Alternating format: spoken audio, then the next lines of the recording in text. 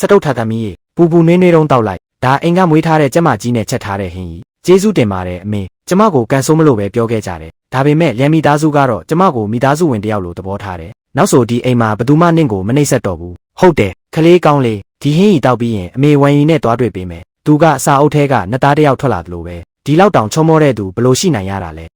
ဲဒါပေမဲ့ဖန်သားလိုပဲထိလိုက်ရင်ကွဲသွားမဲ့ပုံပဲနှစ်ယောက်သားစကားပြောလိုက်ကြဦးစတုတ်ထသမီးဝမ်ယူကိုဆေးတိုက်ပေးလိုက်ကျမပင်ပန်းပေးရတာကျေးဇူးတင်ပါတယ်မိမ့်မရေလာဒီမှာထိုင်ပါမိမ့်မရေအော်ဟုတ်ကဲ့ရောကြကျမအမေကဆေးယူလာခိုင်းတယ်မဟုတ်လားဆေးအေးတော့မယ်ယူလာခဲ့ပါအသက်ဆက်9နှစ်လုံးအဖေနဲ့အမေကကျမကိုဆဲဆိုတာပဲတီးခဲ့တယ်ဘယ်သူမှဒီလိုနူးနူးညံ့ညံ့မပြောဘူးခံလေကျမလက်ဝါးပြက်ပါအမေကရှင့်ကိုပြောထားမှာပါနင့်လက်မှာဘာလို့နင့်ကြိုက်တန်ရာတွေဒီလောက်များနေတာလဲကျမအဆင်ပြေပါတယ်စောင်းရတီရောက်တိုင်းရေအေးနဲ့လျှော်ဝက်စာကျွေးနင်းရှင်းရတာအလေးချင်းဖြစ်သွားတော့မနာတော့ပါဘူးနှလုံးသားထဲကနေအယိုးရဲ့အထိအေးဆက်တဲ့ဘဝကိုကျမဆက်9နှစ်လုံးခံလာခဲ့ရတယ်သူကတော့နာသေးလားလို့မေးဘူးရဲ့ပထမဆုံးလူပဲဒီထိုင်ကုန်ကသူ့ဘာသာသူရွေ့နေတာလားဟုတ်တယ်အဖေကနာမည်ကြီးလက်သမားပါဒီပြီးတက်ထိုင်ကုန်ကိုကျွန်တော်အတွက်အထူးလုပ်ပေးထားတာဒီကိုလားလက်ပေးကျမရောကြားကအသက်16နှစ်နဲ့ရှိုးချိုင်းအောင်ခဲ့တာပတ်ဝန်းကျင်ရွာ10ရွာကျော်မှာအသက်ငယ်ဆုံးပဲလွန်ခဲ့တဲ့4နှစ်ကထူးဆန်းတဲ့ယောဂကြောင့်ခြေထောက်မတန်ဖြစ်မသွားရင်ဒီကိုလားသူ့လက်တွေကပကြီးကားလိုလှပလိုက်တာကျမလက်တွေကတော့တစ်ပင်ခောက်ချောက်လိုရုပ်ဆိုးနေတယ်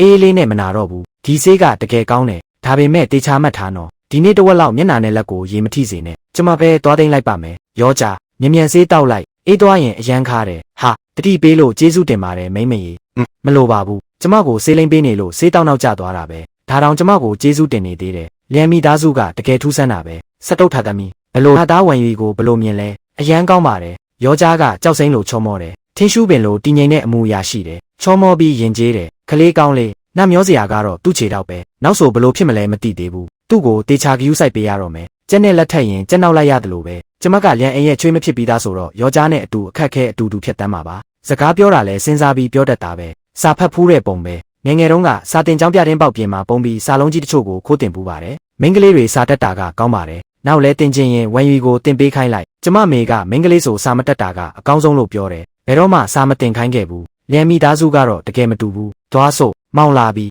းညစာပြင်ကြရအောင်ဒီလက်ဝါးပြက်ကကျမအတွက်ကန်ဆိုးချင်းကြီးပဲယူလာတာမဟုတ်တော့ဘူးအမေကကျမလက်ဝါးပြက်မွေးလာတာကြောင့်ထမင်းဝိုင်းမှာထိုင်ခွင့်မရှိဘူးလို့ပြောတယ်ဒီနှစ်တွေအားလုံးသူတို့စားပြီးမှမိဖို့တဲကကြက်ဟင်းကြံထမင်းကိုပဲစားခဲ့ရတယ်စတုတ်ထသမီးအဲ့ဒီမှာဘာလုပ်နေတာလဲမြင်လာထိုင်ပြီးစားလိုက်မိမ့်မရေအားမနာပါနဲ့ကျွန်တော်ဘေးမှာလာထိုင်ပါနင်ကအရန်ပိန်နေရဲ့ကြက်ပေါင်တစ်ချောင်းစားပြီးအားဖြည့်လိုက်ကျန်းအိမ်မှာဆိုအသားကောင်းတွေကိုအဖေနဲ့အကိုတွေပဲစားကြတယ်မိမတွေဆိုကြက်ဖင်တောင်မမြင်ရဘူးရောကြရှင်စားလိုက်ပါကြက်ပေါင်ကအိမ်ထောင်ဦးစီးပဲစားရတာပါစားလိုက်လျံအိမ်မှာတော့ကြက်ပေါင်ကိုမိမတွေအရင်စားတာဒီနေ့နေနဲ့အမေတယောက်တစ်ချောင်းစားကြမွေးလိုက်တာအရန်စားလို့ကောင်းတယ်ဒါကမှလူနေရတဲ့ခံစားချက်ပဲမနဲ့ဖြန်အိမ်ကနေနင်ထုတ်ခံရရင်တောင်ကျမကျေနပ်ပါတယ်ဒီဆန်တစ်စစ်ချင်းစီကနူးညံ့ပြီးမွေးလိုက်တာအရင်အိမ်မှာတော့လူရိတ်တောင်ထင်နေတဲ့ဆန်ပြုတ်ကျဲကိုပဲတောက်ခဲ့ရတယ်အဖေကလက်ဝါးပြက်တာပေါ်သွားရင်အသက်နဲ့ရင်ပြီးရိုက်တက်ခံရမယ်လို့ပြောခဲ့တယ်ဒါပေမဲ့ဒီအိမ်မှာတော့ကျမအရိုက်မခံရတဲ့အပြင်အသားတောင်စားခွင့်ရခဲ့တယ်ဟွန်းဒီကောင်လေးနင်ကခြေတော့ပဲမတန်တာလက်ကမတန်တာမှမဟုတ်တာနင့်မိမကိုဟင်းမခူးပေးတတ်ဘူးလားအဖေဆုံးမတာမှန်ပါတယ်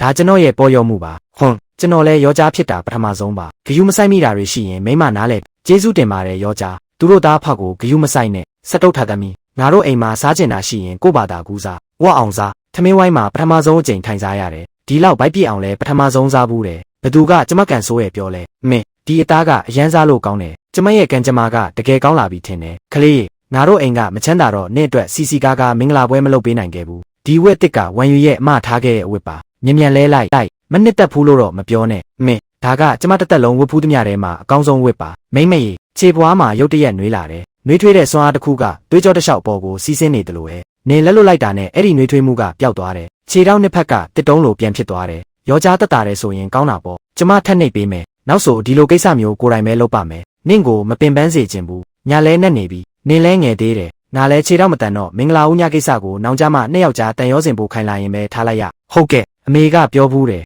မင်္ဂလာဦးညမှာလင်မယားဖြစ်မနေဘူးဆိုရင်ရောကြားကသူတို့သမီးကိုမကြိုက်လို့တဲ့ငါကနင့်ကိုအားနာမှာစိုးလို့ပါဒါပေမဲ့ဒီညမိမကဆန္ဒရှိတယ်ဆိုရင်မရှိပါဘူးကျမတကယ်မဟုတ်ပါဘူးမိမရေစိတ်ချပါရောကြားငါခြေတော့မတန်ပေမဲ့လင်မယားဘဝမှာတော့တခြားသူတို့သမီးတွေကိုအားကြရလောက်တဲ့အထိဘယ်တော့မှမဖြစ်စေရဘူး